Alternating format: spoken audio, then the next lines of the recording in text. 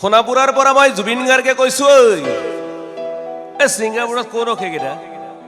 তাত নাই নহয় মই এতিয়া খাৰ ঘুলি কাহিলি পাৰা কতোৱে নাই মই এতিয়া সোণাপুৰ মাথো সোণাপুৰেই মোৰ শেষ ঘৰ শেষ মঞ্চ এতিয়াৰ পৰা গান নেগাওঁ আৰু মই মাথো শুনিম স্পেচিয়েলি মই নাইট ছুপাৰ কেইখনক কৈছো উজনিলৈ অহা যোৱা কৰোঁতে সোণাপুৰৰ এই ঠাইখিনিতে মায়াবিনীটো ডাঙৰকৈ বজাবি ৰৈ থাকিম উজাগৰি ৰাতিৰ বুকুত আজি 18 নৱেম্বৰ মোৰ জন্মদিন মৃত্যুৰ পিছত প্ৰথমটো জন্মদিন চৰি দেই মৰা নাই বাৰু সোণাপুৰতে আছো উজাগৰি ৰাতিৰ বুকুত বৰ কষ্টত আছো অকলশৰে আচলতে ইমান সোনকালে ইয়ালৈ অহাৰ বয়সো হোৱা নাছিলতো সেইবাবে কষ্ট পাইছো নমস্কাৰ ষ্টুডিঅ'ত মই উদ্দীপ্ত নেওগ আৰু এই মুহূৰ্তত দৰ্শকসকলক এজন বিশেষ ব্যক্তিৰ সৈতে মই কিছু কথা পাতিম আৰু সেই ব্যক্তিজনক মই দৰ্শকসকলক চিনাকি কৰি দিবলৈ বিচাৰিম হয়তো বহু লোকে ব্যক্তিজনক চিনি পায় বা কিছু তেওঁৰ কথা শুনিছে জুবিন গাৰ্গৰ যেতিয়া দেহাৱসান হৈছিল বা জুবিন গাৰ্গ প্ৰাণৰ শিল্পী জুবিন গাৰ্গে যেতিয়া আমাক এৰি থৈ অজান দেশলৈ গুচি গৈছিল তাৰ পিছতেই সেই ব্যক্তিজন বিশেষ চৰ্চালৈ অহা দেখা পোৱা গৈছিল সেই ব্যক্তিজনৰ এটা বিশেষ কবিতাই তুলপাৰ লগাইছিল আৰু সেই কবিতাটো বিভিন্ন ধৰণে আবৃত্তি কৰা দেখিবলৈ পোৱা গৈছিল আজি সেই কবিতাটোৰ ৰচক অৰ্থাৎ সেই কবিতাটো যিজন লোকে লিখি উলিয়াইছিল বা যিজনে কণ্ঠ নিগৰাইছিল সেই কবিতাটোত সেই লোকজন মোৰ সৈতে উপস্থিত আছে আৰিফুৰ ৰহমান ডাঙৰীয়া মই তেওঁক আজিৰ এই অনুষ্ঠানৰ মাজলৈ প্ৰথমে স্বাগতম জনাইছোঁ আৰু বৰ্তমান সময়ত কি ক'ব আপুনি নমস্কাৰ আজি কবিতাৰ অনুষ্ঠান বুলি কৈ মই ইয়ালৈ আহিছিলোঁ আচলতে জুবিনদাৰ ক্ষেত্ৰত মোক চিনাকি কৰি দিছে আপুনি জুবিনদাৰ ক্ষেত্ৰতহে এটা কবিতা ভাইৰেল হোৱা বুলি জুবিনদা বুলি নহয় আচলতে সেইদিনা জুবিনদাৰ দেহাৱসান যেতিয়া ঘটিল তেতিয়া আমি নিজে মৰ্মাহত হৈছিলোঁ গোটেই অসমবাসীয়ে যেতিয়া কান্দি আছিল আৰু সেই দেহাৱসান হোৱাৰ পিছত সোণাপুৰত যেতিয়া তেখেতৰ চিতাভস্ম পঞ্চভূতত বিলীন হৈ আছিল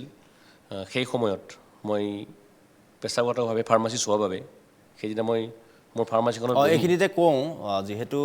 আৰিফুৰ ৰহমান তেখেতৰ এটা বিশেষ কবিতাটো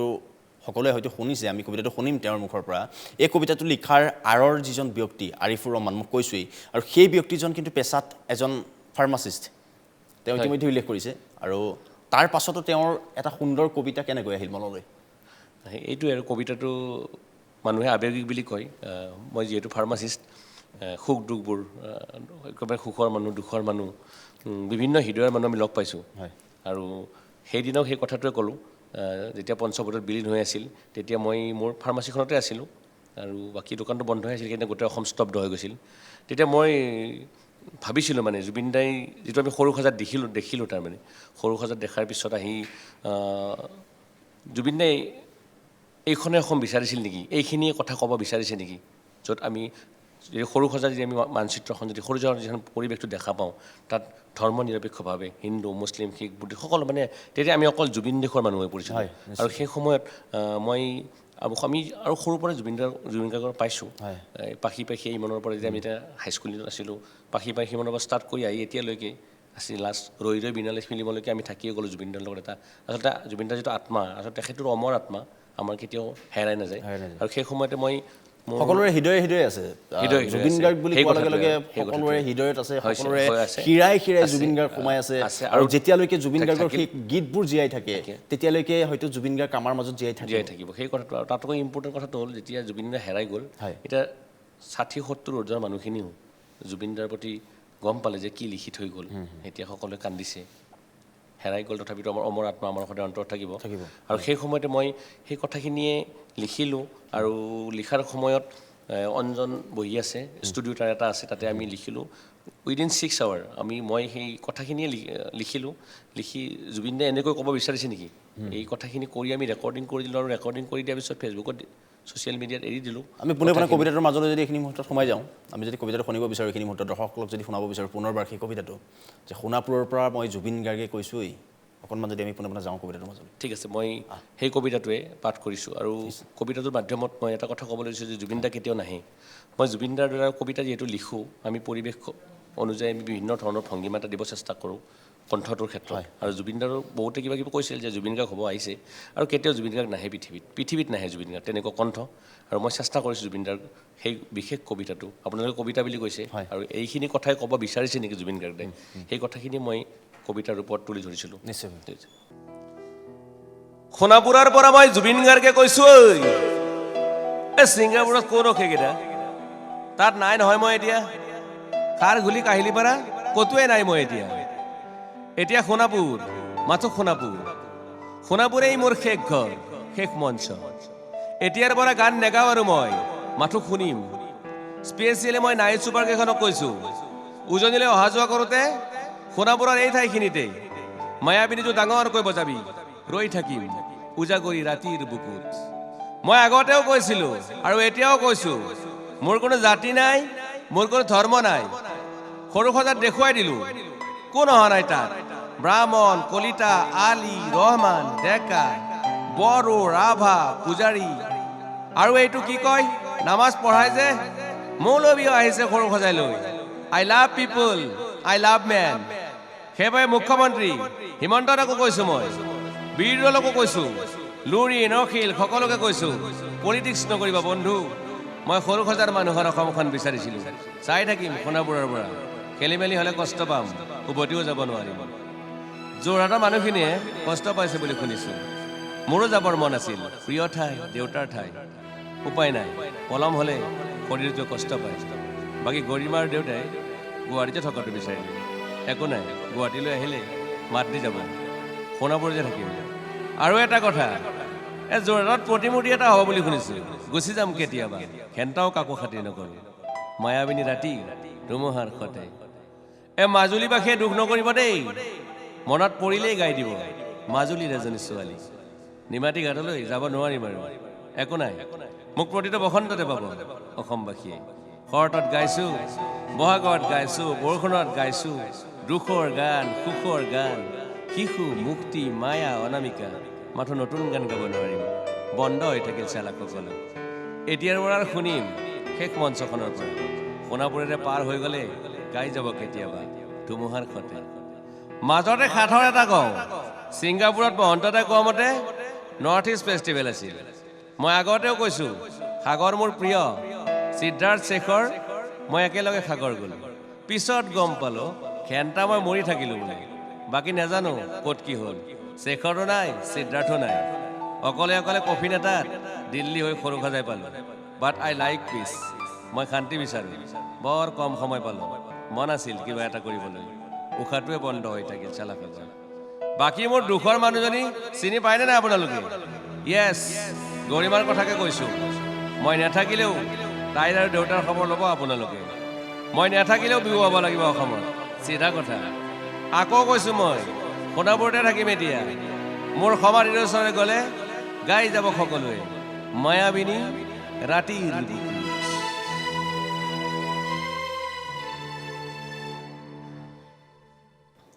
আমি ধন্যবাদ জ্ঞাপন কৰিছোঁ এটা সুন্দৰ কবিতা আৰু কবিতাটো যেতিয়া আমি শুনি আছোঁ বা আপোনালোকক যেতিয়া সেই কবিতাটো তেওঁ আবৃত্তি কৰি আছে এনেকুৱা অনুভৱ হৈছে যেন সেইখিনি কথা সঁচাই জুবিন গাৰ্গে আমাক কৈ আছে বা কথাখিনি সকলো শব্দ প্ৰতিটো শব্দৰ লগত যেন জুবিন গাৰ্গ বা জুবিনদাৰ সেই কথাখিনি মৰ্মে মৰ্মে সকলোৱে যেন উপলব্ধি কৰিছে তেনে অনুভৱ হয়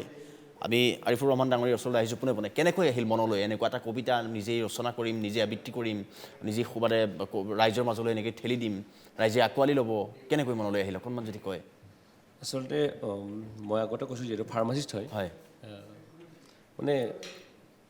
কথাবোৰ বাস্তৱ কথাবোৰ যি লিখিছোঁ দেখিছোঁ জুবিনদা যেতিয়া কথা কয় এতিয়া জুবিনদাৰ ক্ষেত্ৰত জুবিনদাক আমি অনুসৰণ কৰোঁতো তেখেতে চিধা কথা কোৱা মানুহ যি কয় পোনে পোনে কয় আৰু সৰুৰ পৰা দেখিছোঁ এখন মঞ্চত গ'লে একদম তেখেত বিন্দাছ আছিল আৰু অসমৰ যি এটা সম্পদ তেনেকুৱা এটা সম্পদ যি মন যায় আৰু শিশু সুলভ বুলি কৈছিল আৰু শিল্পী প্ৰকৃততে কি শিল্পী আমি শিকি গ'লোঁ যি শিল্পীয়ে হৈ থাকিল শিল্পী অমৰ আৰু জুবিনদাৰ ক্ষেত্ৰত সেইটো আমি পালোঁ আৰু অনুভৱী মানুহ বুলি কোৱা আমাক লিখাৰ কাৰণে আৰু এইটো জুবিনদা বুলি নোৱাৰোঁ মই ইয়াৰ আগতে এটা পেহেলগামৰ পৰা লেফটেনেণ্ট বিনয় নৰলা আত্মাৰ চিঠিখন লিখিছিলোঁ আমি সেইখিনি শুনিম তাৰপিছত আমি সেইখিনিলৈ যাম আৰু এটা আমাৰ গায়ত্ৰী বাইদেউ ঢুকোৱাৰ সময়ত অভিনেত্ৰী নৰ্মদা বাইদেউ গায়ত্ৰী হাজৰিকাৰ আত্মাৰ কথাৰে সেই কবিতাটো মোৰ আছে মোৰ নতুন যিখন মোৰ গ্ৰন্থ সোণাপুৰৰ পৰা আমি জুবিন গাৰ্গ গৈছোঁ মোৰ কাব্যগ্ৰন্থ সেই কাব্যগ্ৰন্থ গোটেইখিনি আছে সেইটোৱে আৰু আমি লিখোঁ সকলো কথা লিখিব মই বাস্তৱৰ ওপৰত অকণমান লিখোঁ যি দেখি আছোঁ মানে আৰু মই ফাৰ্মাচীখন দি মানে আকৌ বেছিকৈ শিকিলোঁ পুঁজিপতি দেখিলোঁ নিম্ন মধ্যবিত্ত দেখিলোঁ বহুত আকৌ নিবনুৱাও দেখিলোঁ হিতাধিকাৰীও দেখিলোঁ গোটেইখিনি আৰু সকলো জুবিন গাৰ্গক লৈ বিশেষকৈ জুবিন গাৰ্গ আমাৰ প্ৰাণৰ শিল্পী জুবিন গাৰ্গক লৈ আপুনি বহুকেইটা কবিতা ৰচনা কৰিছে নিজে আমি আমাৰ ওচৰত থকা তথ্য অনুসৰি অকণমান যদি সেই কবিতাকেইটাৰ কথা অকণমান যদি আলোচনা কৰোঁ আমি এইখিনি জুবিন দাই এতিয়া সেই কবিতাটো আৰু মোৰ কবিতা একেদিনে সৃষ্টি হয় এদিন নালাগে সেই কথাটো ক'বলৈ 5 ঘণ্টাত সৃষ্টি হ'ল 5 আৱাৰ্ছ আৰু ঠিক তেনেকৈ যদি এটা কথাটো কয় ৰৈ ৰৈ বিনালেখন আপোনালোকে চিনেমাখন চাইছে ৰৈ ৰৈ বিনালেখনটো গোটেই অসমে চাইছে গতিকে যদি ৰৈ ৰৈ বিনালে যদি অকণমান কৈ দিওঁ মই ৰৈ ৰৈ সেইটোৱে ৰৈ ৰৈ বিনালেখন মই কোৱা কথাখিনিয়ে ৰৈ ৰৈ বিনালেখনক ক'লে নেকি আপোনালোকে অনুভৱ কৰিব কবিতাৰ মাধ্যমে ঠিক আছে ঠিক আছে তাৰ আগতে মই জুবিন গাৰ্গ আমাৰ নিজৰ জুবিন দাৰ 18 নৱেম্বৰ যিমান বাৰ্থডে আছে জন্মদিনত সেইদিনা মই আৰু এটা কবিতা লিখিছিলোঁ জুবিন গাৰ্গৰ আত্মাৰ কথাৰে 18 নৱেম্বৰ আজি মোৰ জন্মদিন ৰৈ ৰৈ বিনালে আমি পৰৱৰ্তী সময়ত যাম কৰিম ঠিক আছে মই সেই কবিতাটো মই শুনাইছোঁ জুবিন গাৰ্গৰ আত্মাৰ কথাৰে 18 নৱেম্বৰ আজি মোৰ জন্মদিন আজি 18 নৱেম্বৰ মোৰ জন্মদিন মৃত্যুৰ পিছত প্ৰথমটো জন্মদিন চৰি দেই মৰা নাই বাৰু সোণাপুৰতে আছোঁ পূজা কৰি ৰাতিৰ বুকুত বৰ কষ্টত আছোঁ অকলশৰে আচলতে ইমান সোনকালে ইয়ালৈ অহাৰ বয়সো হোৱা নাছিলতো সেইবাবে কষ্ট পাইছোঁ চাগে জোৰ্ণালিষ্টলৈ বৰকৈ মনত পৰিছেও মোৰ জন্মদিনটোত মোক জীয়াবলৈ বহুতে কিবা কিবি কৰা বুলি শুনিছোঁ নাহৰৰ পুলি ৰোপণ এইটো ভাল কাম বাৰু কোনোবাই ব্লাড ডোনেশ্যন কেম্প পাতিছে আই লাইক ইট মোৰ জন্মদিনটোত মোৰ ফটোখন ৰাখি মায়াবিনীটো বজাই মোক জীয়াই ৰাখিব নোৱাৰিব যদি সৰু সজাই অসমখন আপোনালোকে জীয়াই ৰাখিব নোৱাৰে মই নিমখৰ নিচিনা আছিলোঁ মোৰ গান হিন্দুৰ ঘৰতো বাজিব মুছলমান শিখ খ্ৰীষ্টান বুদ্ধিষ্ট সকলোৰে ঘৰত বাজিব আৰু মোৰ এই জাতি নাই ধৰ্ম নাই যে কথাটো অকল চিনেমাই নহয় দেই ৰিয়েল লাইফতো কৈছোঁ এইটো কথা বাকী পলিটিক্স বেলেগ বস্তু যাৰ জি এন জি মই কৰি থাকক মাত্ৰ মানুহ হ'ব নোৱাৰিলে সোণাপুৰলৈ নাহিলে মই সুখী হ'ম আজি 18 নৱেম্বৰ মোৰ জন্মদিন 50 বছৰৰ সেই প্ৰতিদিন টাইমৰ অনুষ্ঠানটো বৰকৈ মনত পৰিছে আজি সেইদিনা গৰিমাও আছিল বাৰু লগত জয়ন্তদাও আছিল অলপ দেৰিকৈ মা আৰু জংকী পাবহি অলপ ইয়াত তাৰ দৰে নাই বাৰু ভূপেন্দ্ৰও আহিব আজি আকৌ গালি পাৰিব যেন পাইছোঁ সাগৰত যোৱা কথাটোৰ বাবে মই নথকাৰ অনুভৱত অসমবাসী ৰৈ ৰৈ বিনালেও বহুদিনৰ পিছত গায়ত্ৰীৰ সৈতে গাম ৰাতি ৰাতি সপোন বৰে এনেকুৱা অনুভৱবোৰ লিখিছোঁ কবিতাটো আছেই বহুত এই কথাটো অনুভৱ কৰিব পাৰিছে সেই কথাখিনি আৰু যিখিনি কথা আপুনি মই অনুভৱ কৰোঁ বা চিন্তা কৰোঁ সেইখিনি কথা কলমেৰে আৰিফুৰ ৰহমান ডাঙৰীয়াই আপোনালোকৰ বা আমাৰ মাজলৈ তেওঁ ঠেলি দিবলৈ চেষ্টা কৰিছে জুবিন গাৰ্গৰ মাধ্যমেৰে আৰু আমি পোনে পোনে আৰিফুৰ ৰহমান ডাঙৰীয়াক এটা কথা সুধিব বিচাৰোঁ এইখিনি মুহূৰ্তত জুবিন গাৰ্গৰ ন্যায় সম্পৰ্কে আৰিফুৰ ৰহমানে কি ক'ব বিচাৰে বৰ্তমান সময়ত যিহেতু ন্যায় প্ৰক্ৰিয়া চলি আছে তদন্ত প্ৰক্ৰিয়া চলি আছে ইতিমধ্যেই তাৰিখৰ পাছত তাৰিখ এতিয়া মই ষ্টুডিঅ'ৰ মাজৰ পৰা কৈছোঁ হয় জাতি ধৰ্ম বৰ্ণ নিৰ্বিশেষে কংগ্ৰেছ বিজেপি এজিপি বাদ দি সকলো ধৰ্মৰ মানুহে সকলো ৰাজনৈতিক দলৰ মানুহে সকলোৰে এটাই উদ্দেশ্য হ'ব লাগে জুবিন গাৰ্গক ন্যায় দিব লাগে আৰু জুবিন গাৰ্গে যদি ন্যায় নাপায় ৰাস্তাত হেজাৰ মৃতদেহ পৰি থাকিব মোৰ এটা এনেকুৱা কবিতা এটা আছিল ধুনীয়া ছোৱালী এজনী গৈ আছিল লগত কুকুৰ এটাও গৈ আছিল নাম তাইৰ টমি কাষত মৃতদেহ এটা পৰি আছিল অকণমান দূৰত গৰু এটা মৰি আছিল বৰ দুৰ্গন্ধ মানে জুবিন গাৰ্গে যদি সঁচা ন্যায় নাপায় তেতিয়া আমি সৰ্বসাধাৰণ নিম্ন মধ্যবিত্ত সকলো মানুহে আমি যেন এচাম ক'লেও অপ্ৰিয় সত্য শব্দ এটা ক'লোঁ মই দালাল শব্দটো আমি চাগে ন্যায়ালয়ৰ বাহিৰত এচাম মানুহ লগ পাম কেইবছৰমান পিছত যদি জুবিন দাই ন্যায় নাপায় যে উচতনি দিব আমাক জুবিন গাৰ্গে ন্যায় নাপায় তুমি তোমাৰ কি আত্মীয়ৰ কাৰণে ন্যায় বিচাৰি আছা লোৱা 5-10 লাখ টকা লোৱা কম্প্ৰমাইজ কৰা সেই পৰিৱেশটো নাহক অসমত গতিকে জুবিন গাৰ্গ ন্যায় আমাৰ ন্যায়ালয়ৰ ওপৰত আমি ভৰসা আছে চৰকাৰৰ ওপৰতো ভৰসা আছে গতিকে ন্যায়ালয়ে আমাক ন্যায় দিব আৰু আমি অসম বা শেষ মুহূৰ্তলৈ যুঁজি যাম অসমক জুবিন দেশক জীয়াই ৰখাৰ কাৰণে আমি যেতিয়া বাহিৰত ক'ব পাৰোঁ জুবিন গাৰ্গে ন্যায় পায় জুবিন গাৰ্গে ন্যায় পোৱাৰ পিছত জুবিন ৰাজ্য প্ৰতিষ্ঠা হ'ব জুবিন দেশ আমি জুবিন দেশৰ পৰা অহা বুলি আমি বাহিৰত ক'ব পাৰিম আমি জুবিন দেশৰ নাগৰিক আৰু জুবিন দাই যিটো বিচাৰিছিল জাতি ধৰ্ম বৰ্ণ নিৰ্বিশেষে তেনেকুৱা সময়ত মই আৰু এটা কবিতা লিখিছিলোঁ ৰৈ বিনালে কবিতাটোলৈ যাওঁ এইখিনি মুহূৰ্তত তাৰে আগতে মই জুবিন দাই যিটো বিচাৰিছিল যে অসমখন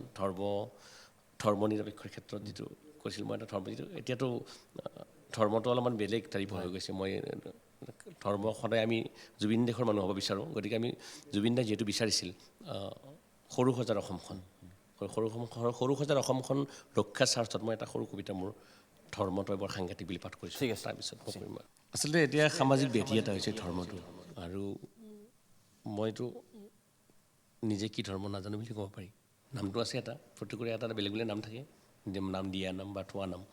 গতিকে ধৰ্মটো আমি ঘৰতে কৰোঁ উপাসনা নিজৰ কৰোঁ আমি কিন্তু আমি সৰু সজাৰ অসমখন জীয়াই ৰাখিম গতিকে সেইবিলাক দূৰ হওক আৰু সেই সকলো মিলি আৰু মই ধৰ্মৰ ওপৰত এটা কবিতা লিখিছিলোঁ ধৰ্ম তই বৰ সাংঘাতিক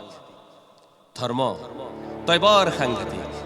আল্লাহ আৰু ভগৱানক আস্থাৰ বঁটাত পৰাজিত কৰি ধৰ্ম এতিয়া ৰজা ঘৰিয়াৰ কেবিনেটৰ কব্জাত হিন্দু আৰু মুছলমান নামৰ শব্দ দুটাৰ ট্ৰেডমাৰ্ক বিচাৰি জয় শ্ৰীৰাম বনাম আল্লাহু আকবৰৰ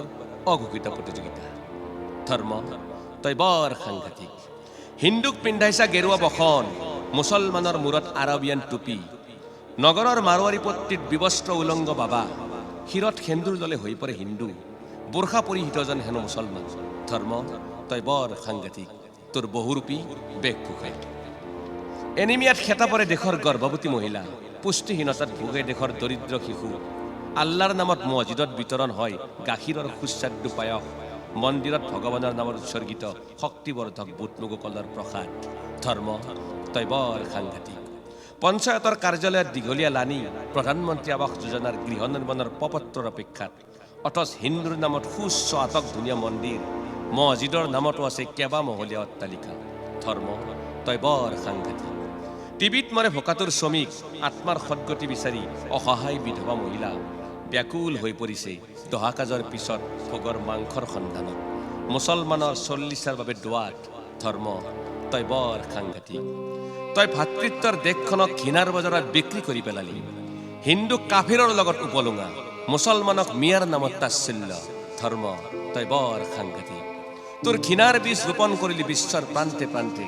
পাকিস্তান বাংলাদেশ পাৰ হৈ তোৰ লজ্জিত স্বৰূপ উলংগাৰী দ্বিখণ্ডিত হোৱা পবিত্ৰ ভৰি জেৰুজালেমত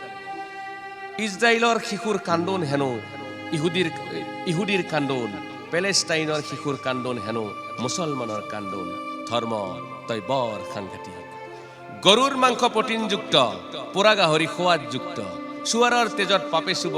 গৰুৰ তেজত মাতাই কান্দিব মুছলমানক দিছা হালালৰ সোৱাদ হিন্দুৰ নামত বলি ধৰ্ম তই বৰ সাংঘাতিক মোল্লাৰ দোৱাত মছজিদ কপে পূজাৰীয়ে দিয়ে ভগৱান অহাৰ সময় GMCHৰ ICUতে ৰৈ আছে দুয়ো মোল্লা পূজাৰী জীয়াই থকাৰ শেষ উশাহ হিন্দু মুছলমান মুক্ত ভেণ্টিলেটৰ অক্সিজেনৰ উশাহত ধৰ্ম তই বৰ সাংঘাতিক সুন্দৰ এটা কবিতা আৰু আমি যদি কওঁ এইখিনি মুহূৰ্তত কবিতাটোৰ সৈতে কিছু কথা আমি পাতিম এইখিনি মুহূৰ্তত যিহেতু আজিৰ যিখন অসম আমি দেখিছোঁ হিংসাত্মক হয় কোনোবাখিনিত ধৰ্মক লৈ তই খ্ৰীষ্টান বা তই মুছলিম তই হিন্দু তই মিয়া আজিৰ দিনটোত আপুনি যিটো শব্দ মিয়া শব্দটোক লৈ মিয়া তই আমি অসমীয়া এনেকুৱা কিছুমান শব্দ থাকে কিন্তু তাৰ পাছত এটা কথা ক'ব লাগিব আমি যে সি হিন্দুৱেই হওক সি মুছলমানেই হওক সি খ্ৰীষ্টানেই হওক সি শিখেই হওক বা জৈনেই হওক কিন্তু আমি এটা কথা মনত ৰাখিব লাগিব আমি জুবিন দেশৰ নাগৰিক আৰু প্ৰতিটো সময়ত প্ৰতিটো পলকত প্ৰতি মৰ্মে মৰ্মে আমি জুবিন গাৰ্গক সোঁৱৰিব লাগিব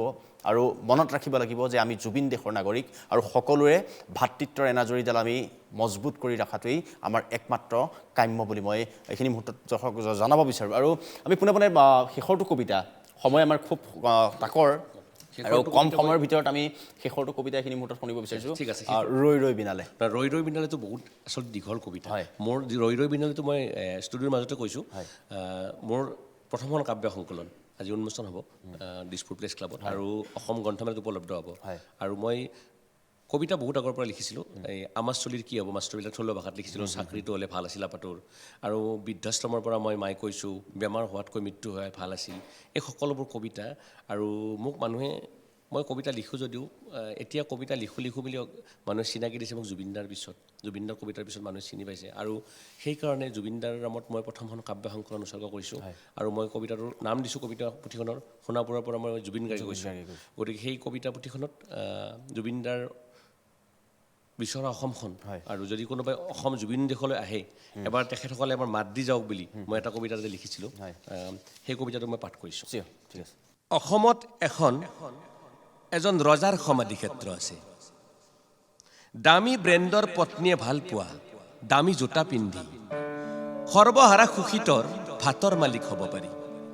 ৰজা হ'বলৈ দুখন ভৰিত দুপাত ভিন্ন ৰঙৰ জোতা পিন্ধিব পাৰিব লাগিব আপুনি ফুটপাথত লুচি ভাজি খাই পাইছে কেতিয়াবা বানপানীত চিটি বাছত অসহায়জনৰ বাবে হাত পাতি পাইছে পদপথৰ শিনকাই ভোকাতুৰজনক ৰাজপথত আলিংগন কৰি পাইছেনে ৰজা হ'বলৈ আপুনি গাব লাগিব প্ৰজাৰ শোকৰ গান ৰাণীৰ চাদৰৰ আচলত চকুপানী মুচি মঞ্চত নিষ্পাপ শিশুৰ দৰে উচুপি উঠাজন ৰজা আছিল অসমৰ ৰজা তেওঁ সংগীতৰ ৰজা নাম জুবিন গাৰ্গ উত্তৰ পূব প্ৰান্তৰ জুবিন শান্তি ৰাজ্যৰ প্ৰতিষ্ঠাপক উপাসনা সৰ্বধৰ্ম গুৱাহাটীলৈ আহিলে মাত দি যাব এপাক এজন অমৰ সংগীতৰ ভগৱান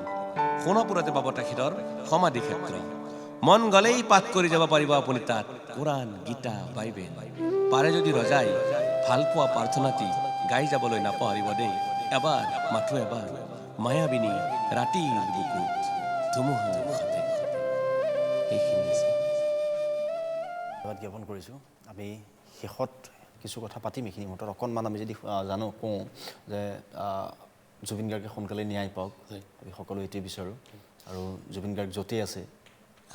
শান্তিত থাকক আমাক চাই থাকক আশীৰ্বাদ দি থাকক আমাক চাই থাকক তেখেতে বিচৰা ৰাজ্যখন আছেনে নাই সেই কথাটোৱে আৰু সকলো আমাৰ মন্ত্ৰী নেতা বিৰোধী পক্ষৰ নেতা ৰাজনৈতিক নেতা ছাত্ৰ সকলোৱে উপলব্ধি কৰক মানে সোণাপুৰেৰে পাৰ হৈ গ'লে আমাৰ